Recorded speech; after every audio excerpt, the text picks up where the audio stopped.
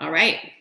Welcome, everybody. This is Savvy Summer, Sauvignon Blancs. My name is Mari Coyle, and here we are on a beautiful, warm July evening. And here we're going to talk about some of our newest Sauvignon Blancs, some of the pairings, some of the differences, and learn more about these wines. So I'm really excited to have you guys here. And when we were in Napa, we went to Leader Day, the Leader Retreat Day, and we got to meet Michael Mondavi. Really cool for everybody, including me. I'd only met him one other time. I work pretty regularly with his son, Rob Mondavi, and also his winemaking team, including Tony Coltrane, that many of you know. But I don't get a lot of opportunity to be hanging out with Michael either. So epic moment for everybody. And he had a really great quote when Jake asked him about some of his, the best wine quotes or best wine advice over so many years, right? Growing up, just farming the Napa Valley with his dad at a really young age and growing this wine business to what it is today. And now being one of our partners and collaborators at ONEHOPE.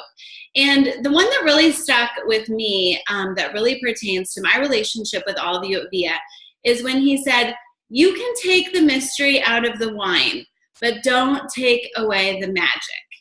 And I love that because it just sums it all up. And I said this at Crush, and I'm going to say it again to all of you, that, there's an opportunity for both of those things here at ONEHOPE. First of all, through Grape to Glass and through our Q&As and Facebook Live and just answering questions and taking that mystery out of wine, we're doing just that. We're able to bring wine to people who might not have known much about it. We're able to engage them with the brand that's approachable to talk about wine, but we're also here to share the magic. And so I think it's pretty cool that we really get to do that together in this opportunity because you get to taste the magic. That's part of it, right? You get to taste what's in the bottle. But we're also going to take some of the mystery out of that and help you understand exactly what you're drinking, what makes these wines unique, and have a little bit of fun. Hey, Kelly, I see that you just hopped on.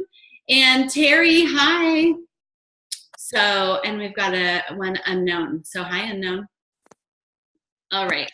My chat box is open, so feel free to head on in there. So here we go. This is the Savvy Summer. We're talking about California Sauvignon Blanc and New Zealand Sauvignon Blanc. And I've got this optional pairing, which is the chili lime popcorn.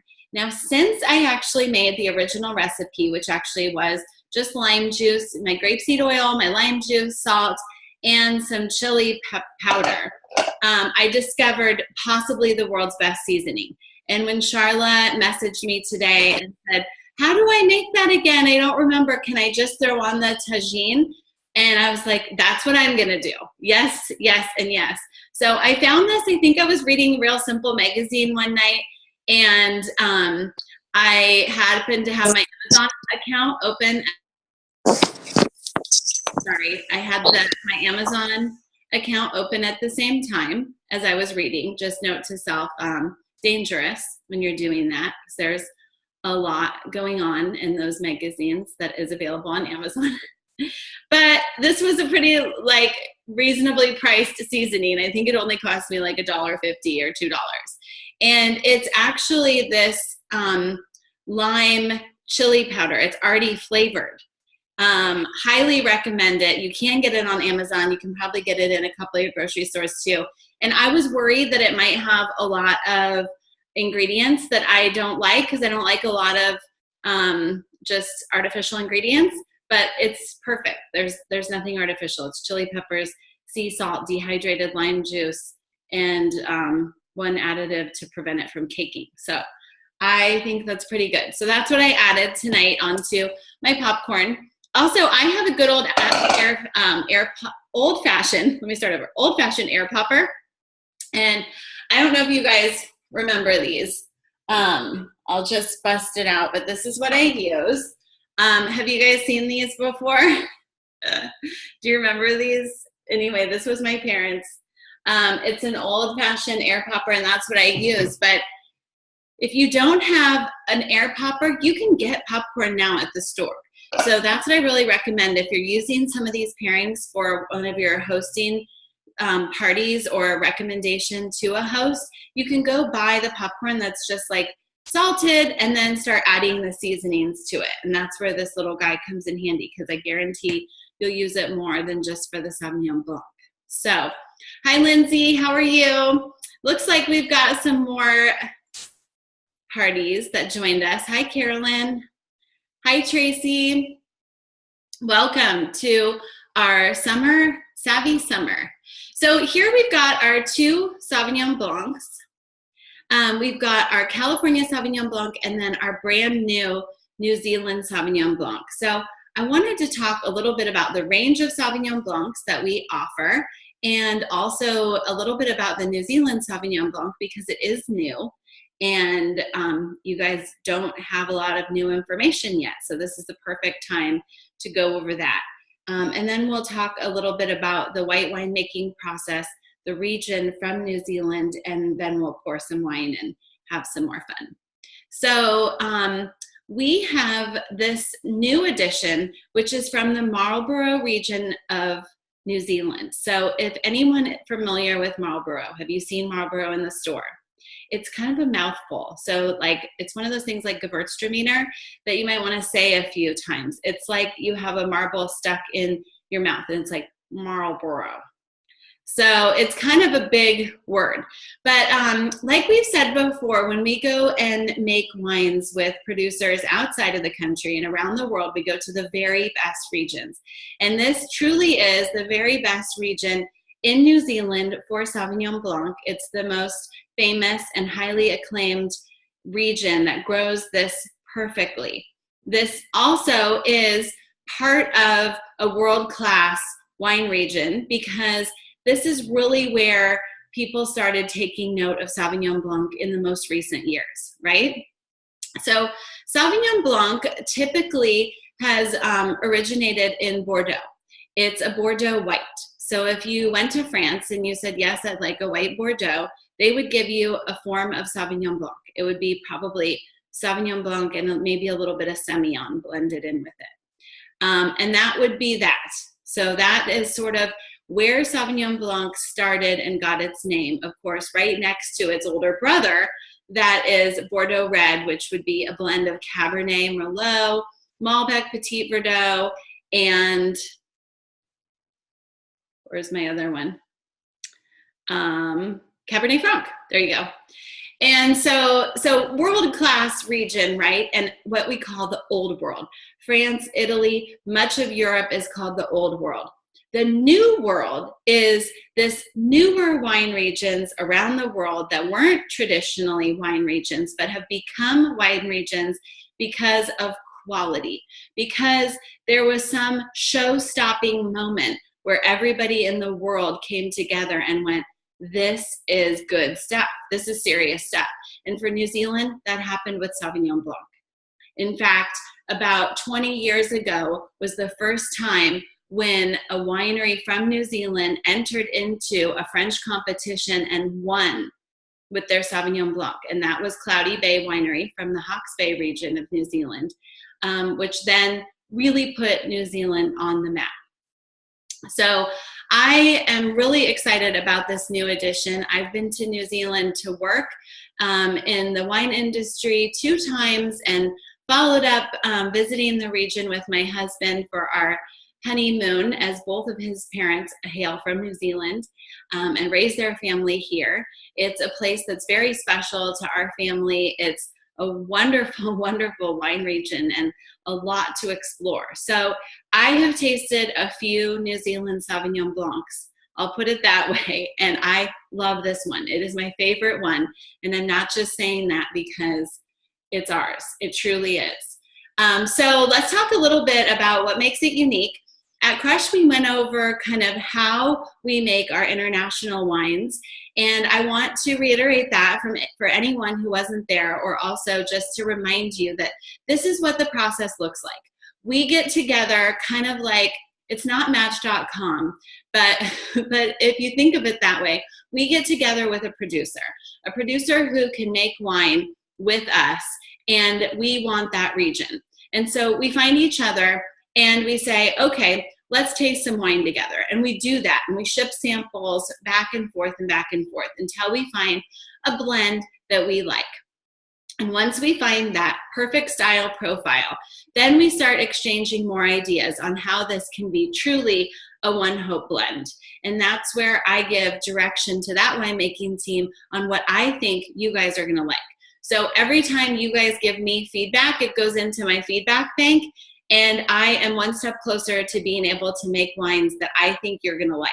So part of this whole get to know each other, communicate, write into Facebook, is really working, because we're actually starting to understand what you guys like, what you guys want, and shaping the wines for you. And I think this is a true testament to that. We partnered with a winery who has wines that are not super grassy, but they're also not overly tropical, and they're not boring. They're not watery. Okay, that's a big check box there, because I did taste some that were just sort of uninteresting, but not so grassy that it's like, whoa, what is this? I mean, did you just mow the lawn? I mean, some of them can be crazy intense with grass. So this brings in a little bit of that tropical fruit, and then we just sort of punctuated that finish so that it lifts up out of the glass. And that's really what we wanted. I didn't want it to be too austere and too acidic. I wanted it to be refreshing, and also so that you could enjoy it, and it could be crisp, clean, and vibrant with a lot of personality, right? Because that's sort of how I would describe you guys. Lots of personality, right? We're having fun. So you gotta have a wine that does that too. So this is where we bring this New Zealand Sauvignon Blanc. And so just kind of recapping here, all the Sauvignon Blancs around the world are typically stainless steel fermented, and their origins can be Bordeaux, California, New Zealand, and then of course there are other regions too. Now that differs from a Fumé Blanc, because Fumé Blanc doesn't have a legal definition per se, but we know that Fumé means smoke, and the original Fumé Blancs were meant to be partially fermented in barrel to kind of accentuate a little bit of that oak, a little bit of that toast, and mirror some of the wines that came out of the Loire Valley. So these wines are typically a little bit more complex, the Fumé Blanc, and have a little bit more weight to them, but maybe not as much aromatic pop, okay? So these have a lot of aromas that are going to be jumping out of our glass pretty soon.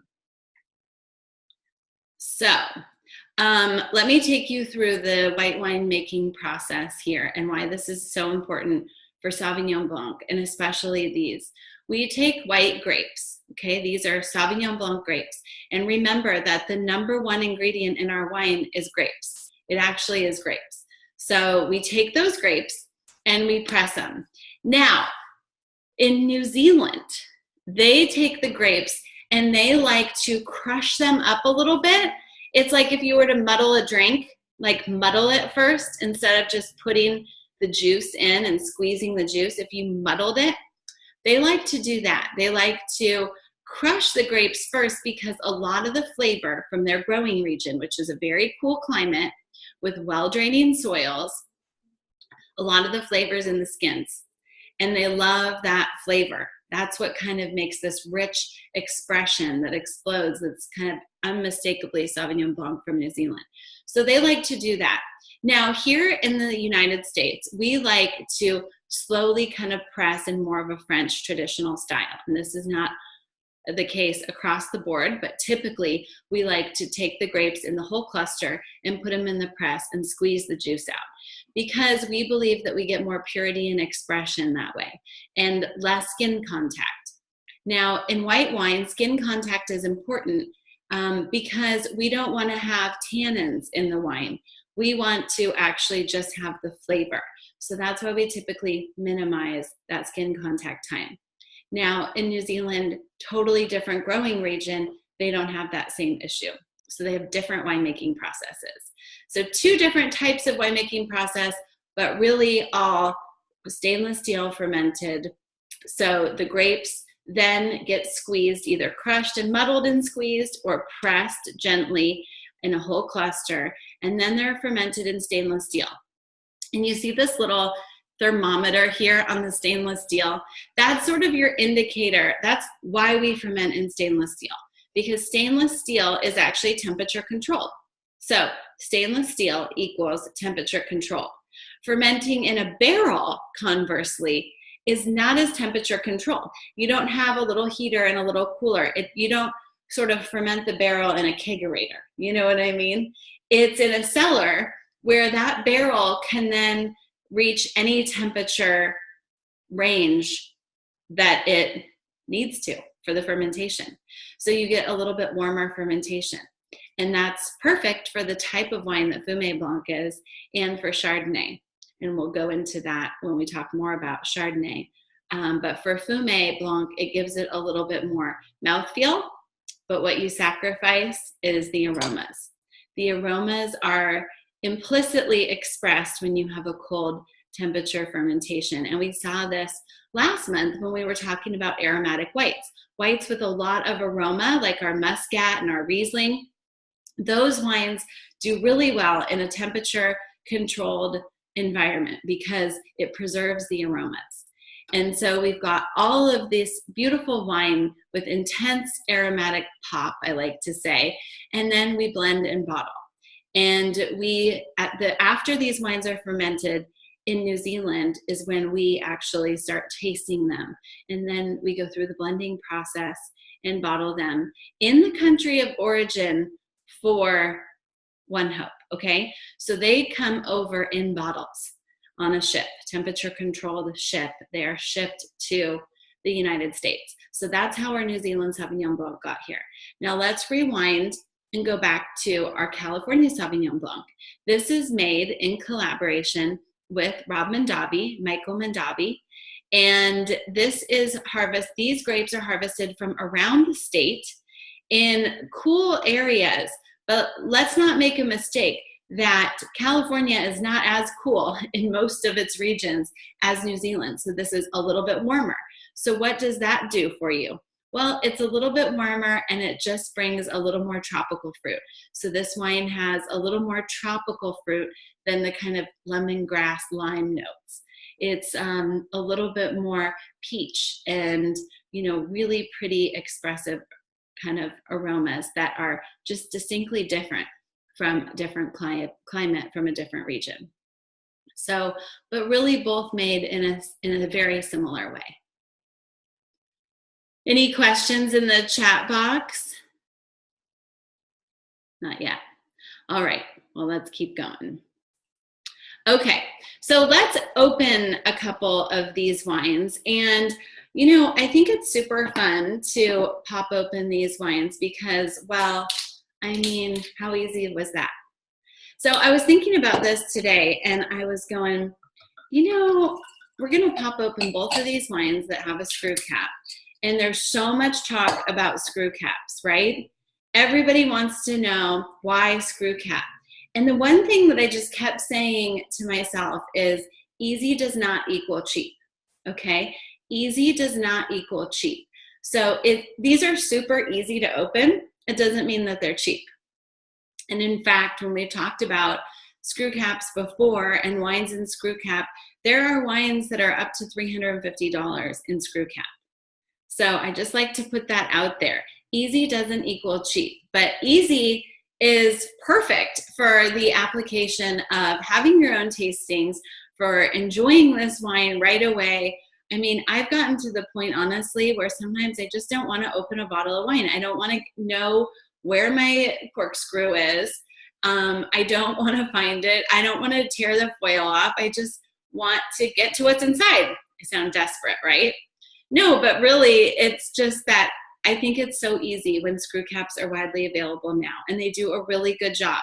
So I'm here to tell you that I started bottling wines with screw cap when they first came out, and I really, really believe that they are the best seal for so many of the wines. And it really depends on the type of wine, the origin of the wine, and how long you're really going to be aging the wine. But for our California cork collection and for a lot of our aromatic whites, for this New Zealand Sauvignon Blanc, which by the way, I don't even know if they put corks in bottles anymore in New Zealand. I mean, I occasionally will see a Pinot Noir with a cork, but New Zealand has almost gone exclusively to screw caps across all their wine production. And Australia is starting to go that way too. So when you start picking up wines from other countries, you see other cultural practices that winemakers have adopted. But I always like to share with you a few things I know about screw caps. One is that inside this screw cap is a little liner, and that liner is actually, created to allow a little bit of oxygen in and out, just like a cork does. So a cork allows a little bit of oxygen in and out. The wine can still age, but it's not so closed up. So it acts a small amount like a cork. Does that make sense? Like, it's not just shutting it and like canning it closed, never to be aged. It actually still does have a small amount of oxygen permeating through this little cap. So that's kind of cool. But it does significantly reduce the aging time. And so for aromatic whites and for like this New Zealand Sauvignon Blanc, for the California Sauvignon Blanc, that's amazing, right? Because we want those aromas to stay fresh for as long as possible. So I just wanted to show you guys that I'm in love with screw caps personally, and I hope I can share that with you guys because just because they're easy and convenient and also the best closure doesn't mean they're cheap. So we have to sometimes work with that because there are always myths. This is one of those mysteries where we're taking the mystery right on out. Easy, not cheap. So let's taste this California Sauvignon Blanc, which is what I first opened. You're going to notice that I picked a glass with a stem today. I know I never do that, but I decided to today. I actually had a glass selected, and then I think Charla reminded me that I ran a half marathon this weekend with our team, Napa to Sonoma, and I was awarded this glass at the finish. So I'm pretty proud of this glass. We had a lot of fun. For any of you who joined us, it was so much fun. I think my favorite part of that, real quick, I'll go on a tangent, was that like when we all finished, everybody was there cheering us on. So that was actually really cool, and then we all got to go tasting wine together. It's pretty special and pretty fun. But anyway, so I'm going to use my 3 S's, my swirl, sniff, and sip with my popcorn pairing. But I'm going to swirl here in my glass. And I selected the glass with the stem tonight because I like my wines, these aromatic wines, to be a little bit colder than other ones. Okay, so like for my Chardonnay, for my Fumé Blanc, I might go to something where my hand is actually going to be around the bowl, maybe a stemless glass. For a lot of my reds, I'll go to a stemless glass because the temperature isn't a question for me.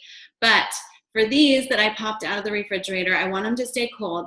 I like how refreshing they are, especially on a July day. I don't need anything else to help me warm them up.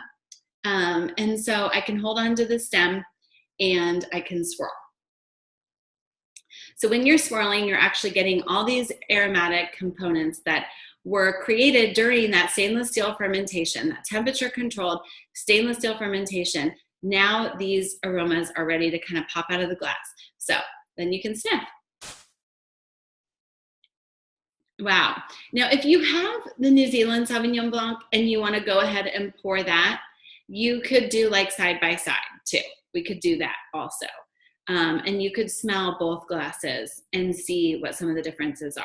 But I'll go one at a time. So the California Sauvignon Blanc to me has just that really pretty melon, like that image shows. It's that kind of sliced open Tuscan cantaloupe that, you know, when you guys go to the store and you're picking out a cantaloupe, do you ever smell the outside of it? I was, you know, always taught that you should smell the outside of it and also smell the outside of a pineapple to make sure it's ripe and delicious and ready to eat when you get home. And when I smell this wine, a lot of times that's what jumps out at me, is that melon character. And there's a lot of beautiful grapefruit, and there's citrus. If anybody was at the sensory station at Crush, or maybe you've been to one of the sensory stations during our training tours, we have little jars where you can go and smell different scents and try and guess what they are. And I had grapefruit, I had lemon, and I had lemongrass this year at the sensory station. And it was really cool to watch people's expressions when they smelled these different aroma jars, because a lot of times you mistake one for another. We all do that, by the way. It's not you, it's not one person. We all sort of think that we're smelling lemon, but it's actually lime.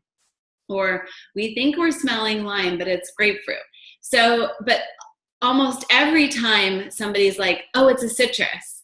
And so I want to make that point too today, that, you know, these are aromas that jump out to our winemaking team, but it's okay just to say citrus too, and encompass, you know, all of that: grapefruit, lime, lemon lime. In Napa Valley, we have Sauvignon Blanc that's very expressive, that's lemon lime. It's like Sprite. And you can see that in our estate Sauvignon Blanc, in our iconic collection, and also a little bit in our estate Fumé Blanc. So really pretty expression here. I love kind of that pineapple, almost tropical note too. They're very complex. Sauvignon Blancs are really complex and really delicious. So now finally we get to sip after I've been talking forever. We're gonna sip this, okay?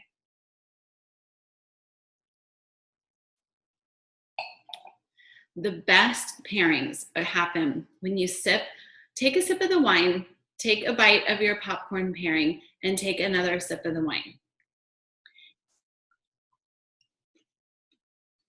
Let's do that.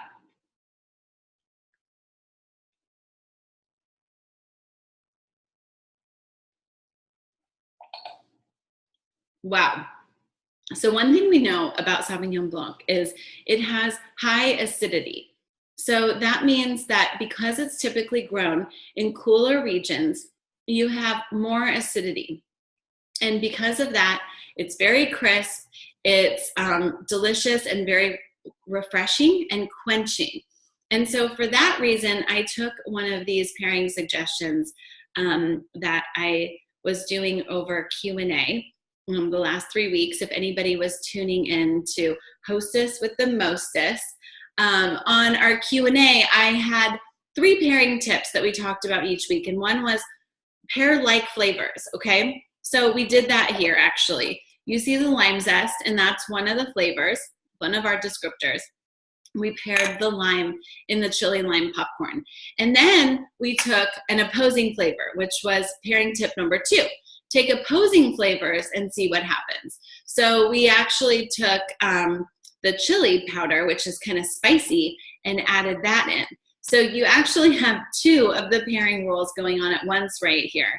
And it's really kind of fun to see what it does with each of the different wines. I think for the California Sauvignon Blanc, it really brings out the lime flavors, kind of apart from the melon flavors, and makes those really pronounced. The grapefruit and lime are more pronounced when I pair it. But the big takeaway with these is that, you know, they're very crisp, and the flavor is very quenching. I see a question from Carolyn. Sauvignon Blanc texture. The New Zealand Sauv Blanc almost seems to have a carbonated finish. Can you share if it's actually a thing or is it me? Thank you. Yes.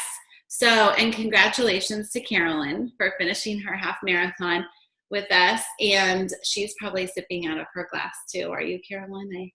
I can't see you. So with regards to the texture, there's Carolyn. With regards to the texture and with the carbonated finish. So the New Zealand Sauvignon Blanc is a little bit what I'd call spritzy. And that's really a practice. I mean, I wouldn't probably introduce it that way, but what you're tasting is real. And it's really a common practice in New Zealand to have a little bit more CO2 at bottling. And so this is a winemaking technique that we use with a lot of different wines. In fact, in our recent aromatic whites, the Muscat, the North Coast Muscat, has a little bit of that carbonation too. But it's much sweeter, so it's balanced. Does that make sense? So that North Coast Muscat is sweeter than the New Zealand Sauvignon Blanc, so the carbonation is less noticeable, it's more balanced. And what we do there is kind of balance that sweetness that provides the nectar and beautiful fruit flavors. It kind of holds that together. And we add a little more CO2 before bottling so that it can be balanced. With the New Zealand Sauvignon Blanc, it's much drier. In fact, it's much drier than our California Sauvignon Blanc. But that little extra CO2 allows it to be more aromatic. There's more personality. It's brighter, if you could say that, okay? CO2 is a really fun winemaking trick because we use it a lot of times to finish wines, and it has the ability to make the wine seem like there's a little more acid. So that's what it does in terms of texture and taste, is it almost adds a little bit more crispness. Does that make sense? It sort of crisps a wine, if that helps. But that's a great comment. And actually somebody at Crush asked me that too. So I'm glad that you brought that up. And it's really fun to talk about. The wines that are aged in barrel, they never get that sort of finish. But a lot of our white wines, especially stainless steel fermented, do get a little bit of a CO2 finish, and it just makes them pop. I enjoy it personally, but I love everything like slightly frizzante. If I was on a deserted island, I would just want like one of those little soda machines that carbonated everything. And then like, I don't care, give me seawater, give me whatever you want, I'm carbonating it, you know? So, okay, well, let's open our New Zealand Sauvignon Blanc. I've got another glass here. I still want to use this one because it's so much fun. So our New Zealand Sauv Blanc, this is really pretty addition to our wine lineup. I know some of you are already tasting it. Charla has some, and it does have a little bit of spritz to it. So when we swirl this, these aromas are really popping out. Do you guys smell the wine when you pour it even? You smell that? And I love this because instead of being grassy, it's actually just more of this lemongrass. That's what I really get in the wine. I don't find it as sort of grassy as other New Zealand Sauvignon Blancs. But there's a lot of lime zest in this, which is really different than the juice. The zest is, very pungent, very distinct. And it's got some of these tropical flavors. And this, I think, actually has a pineapple and a little guava, but has anybody had feijoa? It's a fruit that is from New Zealand and grown there. Has anybody had a feijoa? It's like the most amazing fruit flavor. And this also tastes like that. If you ever get a chance to try a feijoa, try that. Also kind of has that passion fruit flavor to it. So those kind of tropical flavors that we don't often see or think of, but are really kind of unique and very aromatic.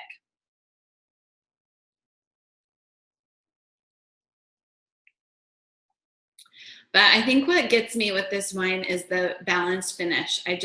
For me personally, I love this finish. I love how balanced it is. Everything kind of comes together. The fruit is still there. It's very seamless, very expressive while being fairly dry. This is one of our drier wines. So I'm looking forward to hearing what you guys think about it. And then when you tackle this with your popcorn pairing, of course, you can have a sip of your wine and then a little bit of the popcorn. You guys will have to tell me in the chat box what you think about this. And I'm going to try not to sneeze chili powder.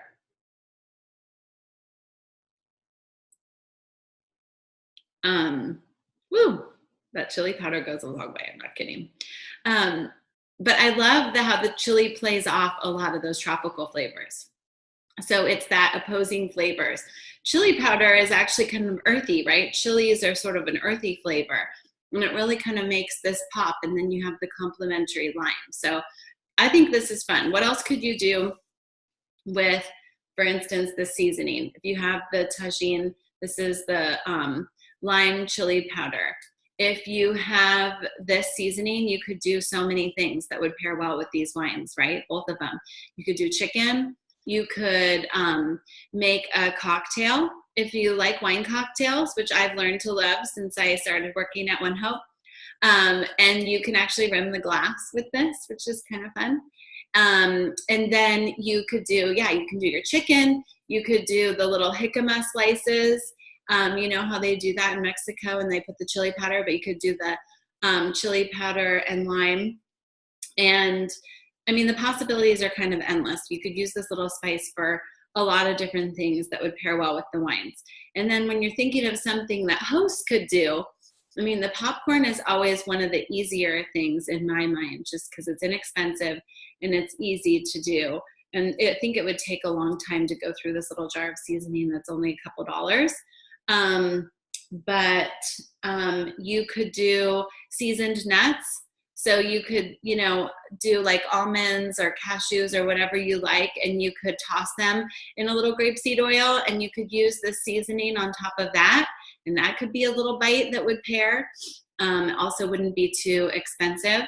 So you can really get creative once you have a couple flavors that work well for your pairings. I'm glad to see that somebody, Erin loves Kim Crawford, but she loves ours more. I'm glad to hear that, Erin, because Kim Crawford was one of the benchmarks for us, really, when we're setting out on this wine, because it is such a popular flavor, and it's really captures that tropical without being too grassy, but it's still refreshing. So I'm glad that you like that and you're enjoying this one too. Jody drank all of her homework. Perfect. I love it. Okay, so how do these two compare? We talked a little bit about that. Very similar in winemaking practice, but some differences in that New Zealand winemaking typically embraces the skins and does a little bit more what I'll just call muddling, where they're actually crushing before they press the juice. And typically here in California, we're doing a gentle squeeze on the grapes to kind of capture the tropical flavor and less of that kind of grassy character. In California, that grassy character, like lemongrass, that's super popular in New Zealand, doesn't come through that way. It's expressed more like a green bell pepper. It's not as attractive. And that's just because they're grown in totally different regions. I never forget the last job that I had. I worked for a big global company, and we had visiting winemakers coming from New Zealand. And they came and we took them out to the vineyards to taste, what was my favorite little block of Sauvignon Blanc. And they did not believe it was Sauvignon Blanc. I mean, it really tastes, the grapes taste so different from place to place that it was just kind of, you know, it was just amazing to hear them say that. Like, what is this? And it's like, well, duh. It's like the grape variety you use the most.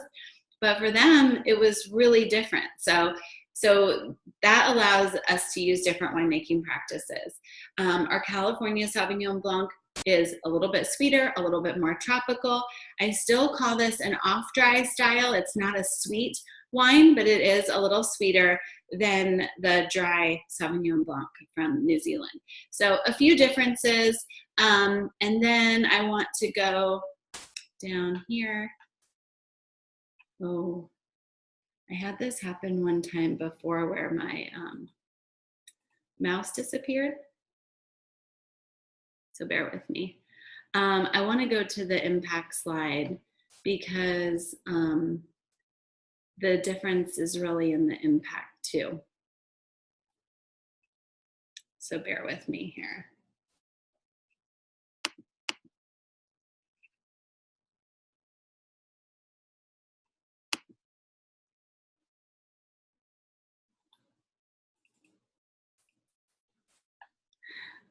It's really funny how this just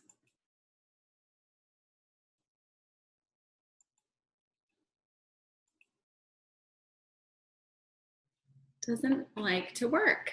Sorry guys, hold on one sec. If you have any tips on how to discover your mouse when it gets lost and find it, I'll take them in the chat box.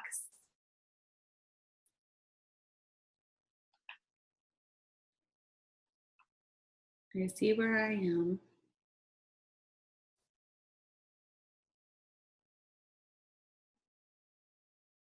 Okay. Well, hold on here.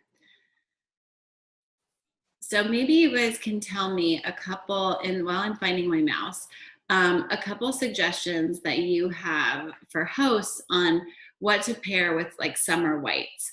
You know, what are hosts really enjoying? Because that's one thing I really like to tackle is trying to get some things that hosts love that they're doing already, and how can we make them better? How can we expand on what they like to do? I know we talked a lot about the cheese boards, which are amazing, but they can be upwards of $100, right? And I know when I go and do one, it's really expensive. And it's amazing, but it's not always necessary, right? So I'd love to hear what people are doing, and just how we can provide more suggestions to everybody. And Trader Joe's, ooh, Moroccan cheese, yum. Does everybody have a Trader Joe's? I know Kelly does, and I know Carolyn does, but I've been told that they're not everywhere.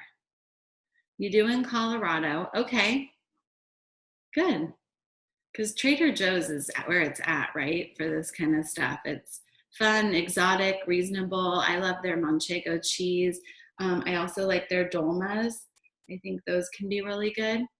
And I am not finding my mouse, which is a major bummer here.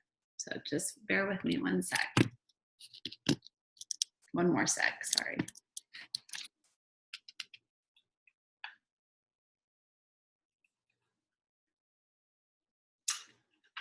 Okay. Well, anyway, I want to make sure I have this right. So I'm going to look this up. But of course, all of our Sauvignon Blanc goes toward planting trees, which is also one of my favorite causes. And before I say this without double checking, I know that the impact is about 6 times what in the New Zealand Sauvignon Blanc from our California Sauvignon Blanc. So I know when people go, oh, a reserve Sauvignon Blanc, that can get pricey. But I believe it's 6 trees for every case of our New Zealand Sauvignon Blanc and 1 tree for our California Sauvignon Blanc. And I just want to make sure I have that right, that impact statement right. But it's significant. And that's something that's kind of cool about our reserve line and our international wines is that they do make a big difference. You know, they really do.